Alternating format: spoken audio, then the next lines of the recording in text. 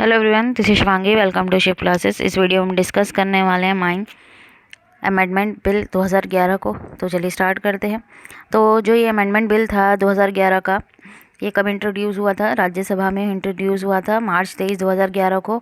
जो मिनिस्टर थे लेबर और एम्प्लॉयमेंट के, मिस्टर मल्लिकार्जुन खड़गे द्वारा बिल को रेफ़र किया गया as a standing committee on labour, जिसके चेयरपर्सन थे श्री हेमा आनंद बिस्वाल। जो जिसमें इसमें स्केड्यूल किया गया था कि उनको जो रिपोर्ट है 3 मंथ्स के अंदर सबमिट करनी है। तो बिल जो अमेंड हुआ था वो कौन सा माइन एक्ट था?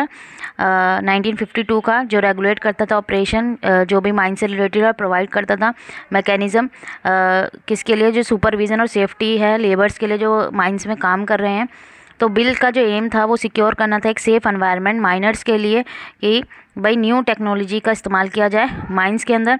बिल को एक्सटेंड किया गया किसके साथ साथ, जो एप्लीकेशन है किसके लिए, प्रिंसिपल एक्ट जो है टेरिटोरियल वाटर्स के लिए, कॉन्टिनेंशियल शेल्फ के लिए और एक्सक्लूसिव इकोनॉमिक जोन और मैरीटाइम जोन्स ऑफ इंडिया। तो बिल में अमेंड्स की गई डेफिनेशन ओनर की, वो भी अमेंड की गई। किससे? जो पहले थी इमीडिएट, जो ओनर को क्या कहा जाता है, जो इमीडिएट ऑक्यूपायर है माइन का, जिसका क्या है वो किसको बोला गया था?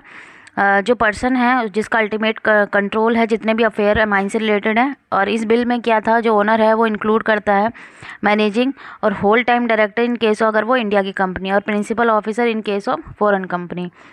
तो अगर किसी केस में जो माइन है वो बिलोंग करी उस पर्सन से जो क्या है, होल्डर और प्रोस्पेक्टिंग लाइसेंस या फिर माइनिंग लीज पे या लिक्विडेटर है एंटरप्राइजिंग ओइंग माइंस का, तो ऐसे पर्सन को क्या कहा जाएगा? Deem to be the owner of the mine. ठीक है, deem to be owner of the mine कहा जाएगा।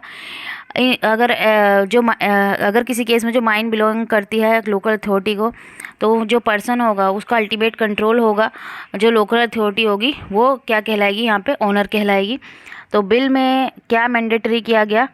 For the owner to appoint, तो जो यहाँ ओनर है, ठीक है, अपॉइंट करेगा prescribe number of 2 qualified official, और जो एजेंट है सुपरविजन के लिए जो भी मैटर रिलेटेड है माइंस के ऑपरेशन के लिए।